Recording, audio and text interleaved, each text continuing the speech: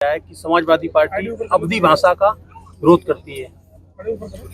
मुझे नहीं लगता है कि समाजवादी पार्टी ने कभी भी अवधी भाषा का विरोध किया है या कोई भी भाषा का विरोध किया है। और नेताजी ने तो हमेशा हिंदी भाषा को बढ़ाने की बात करी और हमेशा सदन में हिंदी भाषा को लेके कई अपने व्यक्तित्व दिए हैं, अपने विचार पेश करे हैं। योगी जी के एक बड़ा बयान भी वहाँ पे दिया हुआ है। उन्होंने बताया समाजवादी पार्टी का दोहरा चरित्र है। अपने बच्चों को तो इंग्लिश मीडियम में पढ़ाते हैं और दूसरों को बोलते हैं कि मुसलमानों की दरगाह में जाएं और वहाँ पे स्कूल चढ़ाएं और उर्दू सीखें।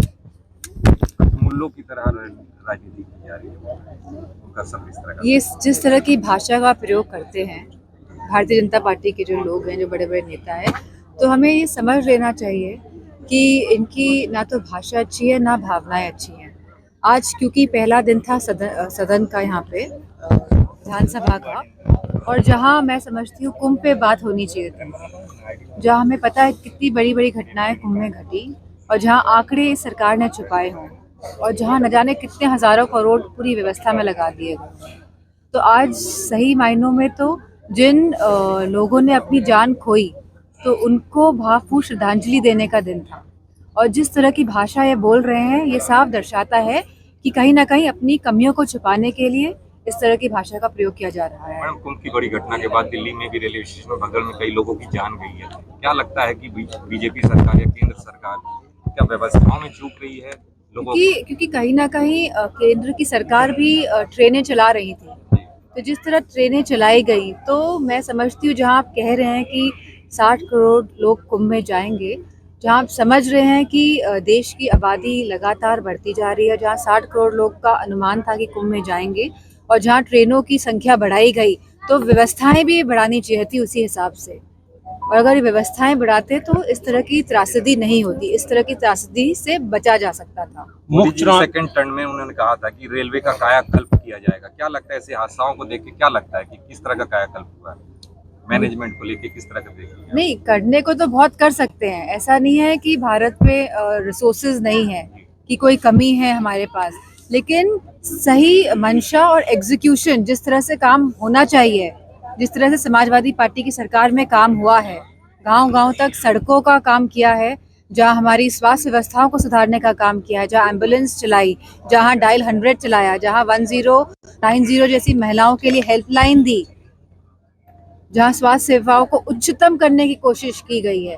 तो अगर आप चाहें तो आप काम कर सकते हैं, लेकिन अगर मंशा ही नहीं है, उस तरह का सोच नहीं है और दूरदृष्टि नहीं है, तो हम देख ही रहे हैं आज उत्तर प्रदेश का क्या हाल है।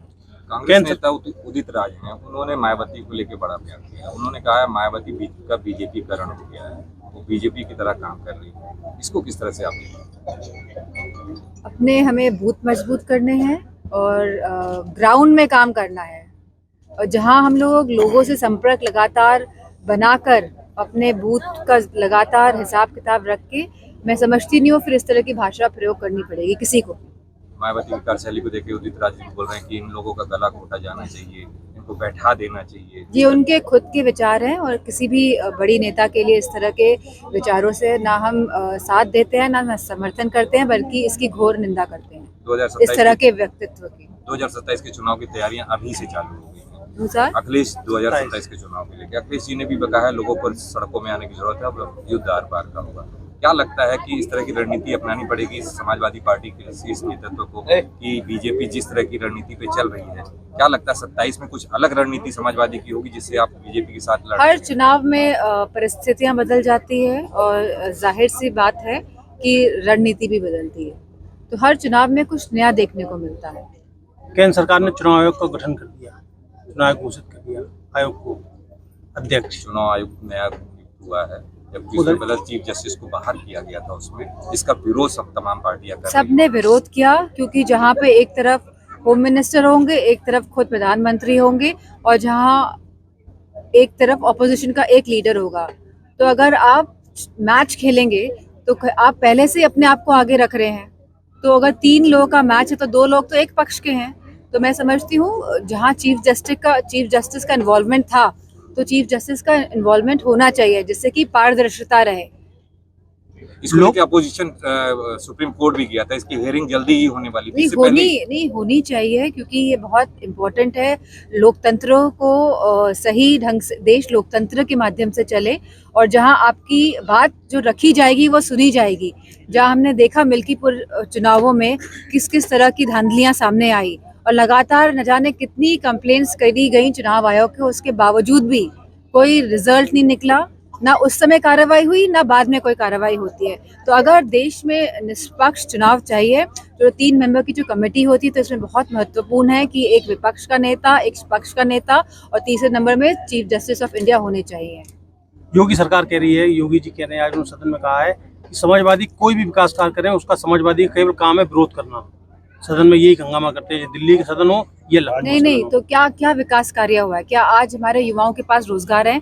क्या आज उत्तर प्रदेश में महिलाएं सुरक्षित हैं? आंकड़े देखिए। क्या ओबीसी और SC/ST के खिलाफ लगातार जो हमारे पास आंकड़े हैं, क्या बढ़ नहीं रहे हैं?